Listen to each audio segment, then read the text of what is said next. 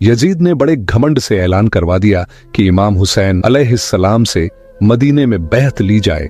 सोचो जरा, हुसैन अलैहिस्सलाम, वो जो रसूल अल्लाह सल्लल्लाहु अलैहि वसल्लम के नवासे हैं, क्या वो किसी शराबी, बदकिरदार, बेदीन आदमी को अपना इमाम मान सकते थे? वो तो उस वक्त के असली इमाम थे, दीन के मुहाफिज। इमाम हुसैन अलैहिस्सलाम ने खुलकर कह दिया, ऐ यजीद, अगर तू मेरे नाना सल्लल्लाहु अलैहि वसल्लम की शरीयत को नहीं मानता, उस पर अमल नहीं करता, तो मैं तेरी बैत कैसे कर लूं? ये बात यजीद को ऐसी लगी जैसे उसके सीने में अंगार रख दिया गया हो। वो गुस्से से पागल हो गया। फौरन हुक्म निकाला कि हुसैन अलैहिस्सलाम को शहीद कर दिया जाए। उसके दरबारियों की चाल ये ही थी प्यारे दोस्तों, कि मदीने में ही आले मोहम्मद सल्लल्लाहु अलैहि वसल्लम का मस्जिद में नामो निशान मिटा दिया जाए। लोग पूरी तवज्जो से खामोशी में सुन रहे थे कि अचानक कुछ लोग घबराए हुए दौड़ते हुए अंदर आए। वालों और रिश्तेदारों को अलैहिस्सलाम ने और नर्म आवाज में कहा, उन्होंने कहा चाहता कि मेरे मौलाना सल्लल्लाहु अलैहि वसल्लम के शहर में हमें डर लग रहा है, बहाया जाए। इमाम अली अलैहिस्सलाम ने फरमाया, डरने की जरूरत नहीं, वो किसी को नुकसान नहीं पहुंचाएगा।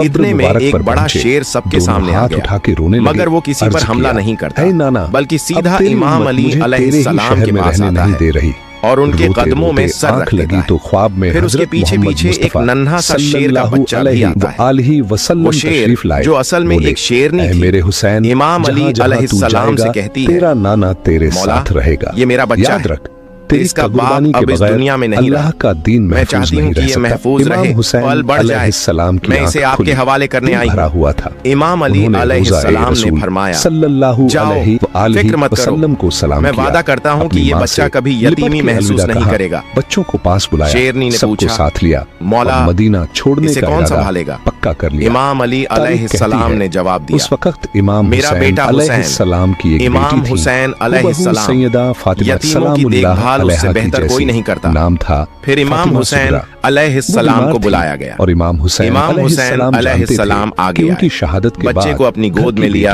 सर पर प्यार से हाथ फेरा और फरमाया, और शाम के आज से इसका नाम अब्बू अल हारिस है, ये मेरे साथ रहेगा। वो कैसे चाहते? शेरनी इत्मीनान से वापस चली सलामुल्लाह अलैहा और वो बच्चा इमाम हुसैन अलैहिस्सलाम के साथ पलने लगा। हुसैन जैसे उसे अपना घर मिल गया। बीमार बेटी के माथे को वक्त गुजरता गया, अलविदा कहा। वो शेर का बच्चा जिसे इमाम हुसैन अलैहिस्सलाम ने अपनी गोद में उठाया था, अब जवान हो चुका था।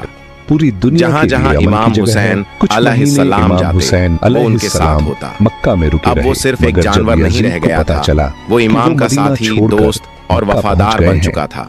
तो वो लोग उसे अब्बू अल हारिस के नाम से जानते थे। ये तो वो जंगल से आया था, मगर उसका दिल इंसानों से भी ज्यादा नरम और समझदार था। ही शहीद कर देंगे उसे इमाम हुसैन अलैहिस्सलाम से गहरी मोहब्बत थी।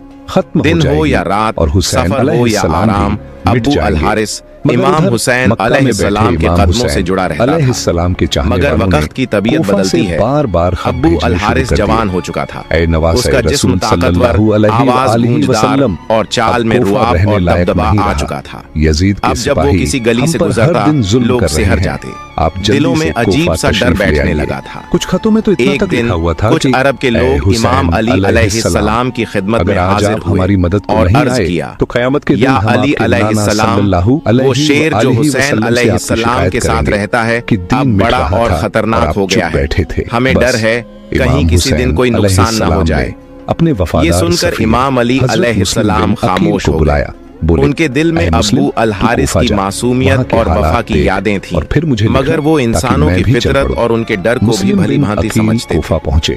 वो घर तशरीफ लोग इमाम हुसैन अलैहिस्सलाम एक कोने में खामोशी से बैठे थे। मौला अली अलैहिस्सलाम उनके करीब आए और नरमी से कहा, तो फौरन बेटा हुसैन अलैहिस्सलाम, मैं कुछ नहीं कह रहा, ये अरब के लोग कह रहे हैं कि अब्बू अल हारिस अब बड़ा हो गया है, जल्दी आइए, लोग उससे घबरा रहे हैं। यजीद के जुल्म से परेशान मेरा मशविरा है, अब उसे आजाद करना चाहते हैं। ये सुनकर इमाम हुसैन अलैहिस्सलाम ने सर झुका लिया, उनकी आंखों में नमी आ गई। थोड़ी देर तक खामोश रहे, फिर मौला अली अलैहिस्सलाम की तरफ देखा, हल्की सी मुस्कान दी और नरम लहजे में कहा, वो अपने जी बाबा जान, जैसा आपका हुक्म हो। बस बाबा जान, बस आज का दिन निकल जाने दीजिए, कल ये आपको नजर नहीं आएगा। इमाम अली अलैहिस्सलाम ने पूछा, यजीद को पता चला कि आज के दिन में ऐसा क्या खास है? मुस्लिम बिन इमाम हुसैन अलैहिस्सलाम ने बाहर देखते हुए जवाब दिया, बेदीन और बाबा जान, शाम हो गई है।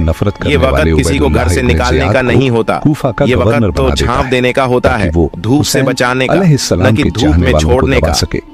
इमाम अली अलैहिस्सलाम ने अपने बेटे को सीने से लगा लिया। इब्न ज़ियाद कोई जवाब नहीं दिया, सिर्फ खामोशी लालच देता, वो खामोशी जिसमें वो सब बातें थीं जो लफ्जों से आगे होती हैं। देखते देखते रात बीत हजरत मुस्लिम बिन जब सहर का वक्त हुआ, दूर होने लगे। इमाम हुसैन अलैहिस्सलाम अकेले रह गए। तहज्जुद की नमाज अदा की और रोज की तरह अबू अल हारिस के लिए खाना लेकर बाहर आ गए।